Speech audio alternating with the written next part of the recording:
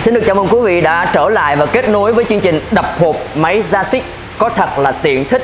Thì trong mỗi video clip thì chúng tôi mong muốn là truyền tải đến quý vị và các bạn những cảm nhận từ ánh mắt, từ cái nhìn, từ cái chạm để có thể đưa ra những quyết định lựa chọn sản phẩm máy hàn, máy cắt nào chính hãng của Gia-xích để có thể phục vụ cho cái công việc đó là chế tạo cơ khí của mình.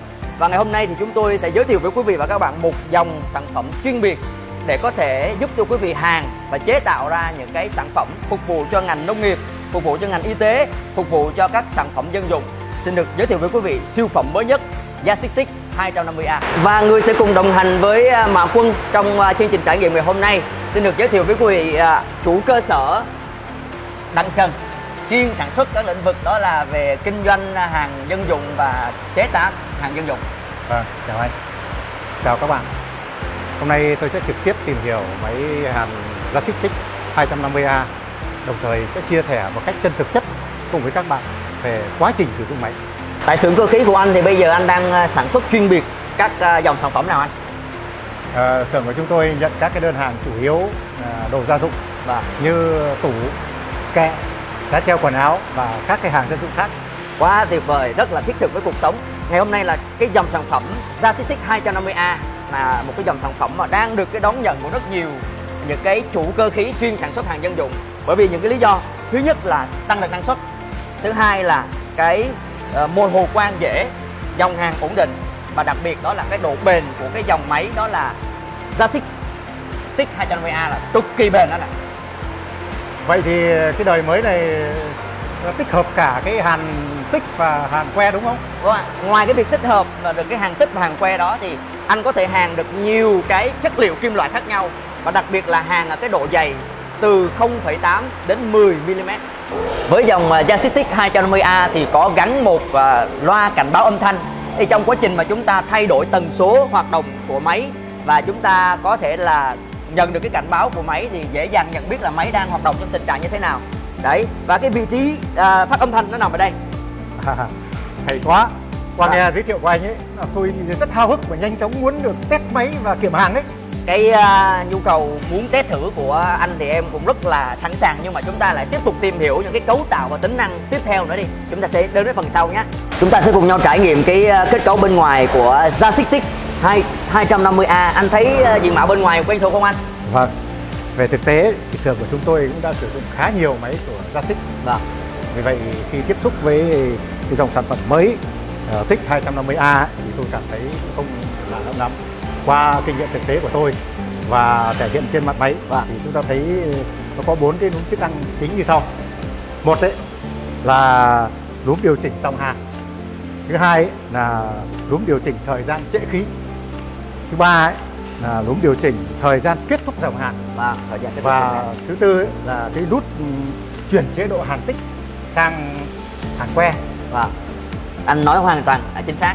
Cái điều anh vừa chia sẻ là anh thấy là anh có rất nhiều kinh nghiệm trong quá trình sử dụng những cái máy hàn như thế này. Và ngoài ra thì chúng ta còn biết một vài cái tín hiệu đèn. Ở đây là cái tín hiệu báo đèn nguồn, và trên đây đó là cái tín hiệu báo quá nhiệt. Khi mà chúng ta hàn lâu quá mà nhiệt độ cao quá nó sẽ báo nhiệt tại khu vực này. Cái đó là tại khu vực ở dưới này thì chúng ta có cực dương. Chúng ta nếu mà hàn que thì nối với lại que hàn, và cực âm thì chúng ta sẽ nối với lại cái kìm mát, đúng không ạ? Cái đó là chúng ta có dây cắm công tắc cò tại khu vực này kết nối với lại dây cắm bảo vệ. Anh em chúng ta sẽ cùng xem ở đằng sau máy nó có cái điều gì đặc biệt anh nhé. Đây là công tắc để chúng ta vận hành tắt và mở máy. Đây là cái dây nguồn nối với ổ điện vào trong máy của chúng ta nhé. Và đây là cái đầu mối nối giữa cái bình khí ga vào trong máy. Và điều đặc biệt đây là cái quạt tản nhiệt.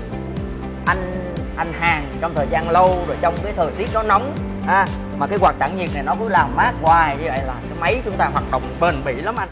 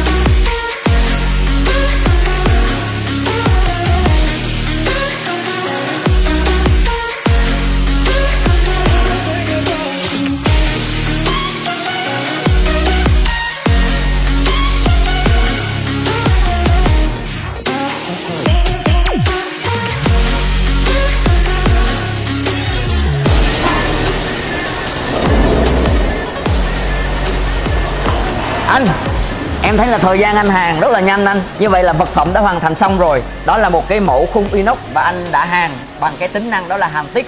Cái cảm nhận của anh như thế nào? Tôi rất hài lòng về kết quả đã làm này. Vâng, để em xem nha, cho quý vị khán giả là nhìn cận cảnh cái sản phẩm mà anh hồi nãy anh hàng em nghĩ chắc khoảng hơn phút thôi anh nhỉ? Hơn 1 phút. Đấy, Đấy. Cái mối hàng này quá thẩm mỹ luôn. Đẹp. Này. Và Này là mô hình quang dễ vâng, và dòng hàn thì ổn định. và máy vận hành tốt, êm, đúng không anh? Rồi, anh đã nở một nụ cười thật tươi với dòng sản phẩm Yasixix 250A. Và đây thành phẩm mà chúng ta cũng đã thấy rồi, quá đẹp mắt, quá nhanh, quá tiện lợi. Và ngay từ bây giờ nếu như quý vị đang theo dõi video này, nếu thích sản phẩm nào, thích về cái tính năng nào của Yasixix 250A thì hãy bình luận xuống phía dưới trên trang Yasixix video của chúng tôi. Và đặc biệt là quý vị nào vẫn chưa có những trải nghiệm giống như anh ở đây thì có thể nhanh chóng trải nghiệm, hoặc là quý vị đang có nhu cầu mua sản phẩm Yasixix 250A về để gia tăng cái công suất cho xưởng của quý vị, hãy nhanh chóng đặt qua điện thoại hotline của chúng tôi. Và đặc biệt là giá thành rất là rẻ, chỉ có hơn 6 triệu đồng thôi mà gia tăng năng suất, đem lại hiệu quả kinh tế cao. Thôi, chúng ta đã có một thời gian rất là tuyệt vời tại xưởng sản xuất cơ khí của Wellcome, và đặc biệt là trải nghiệm rất là rõ về cái tính năng công dụng của Yasixix A250. Cảm ơn anh đến đây với chúng tôi và hy vọng là anh sẽ đem kinh nghiệm này về để phát triển cái xưởng cơ khí của mình ngày càng tốt hơn nữa, và đem cái tin này chia sẻ cho những người đồng nghiệp của mình để tin tưởng và sử dụng các dòng sản phẩm của Yasixix anh nhé. Rồi, Rồi, cảm ơn anh.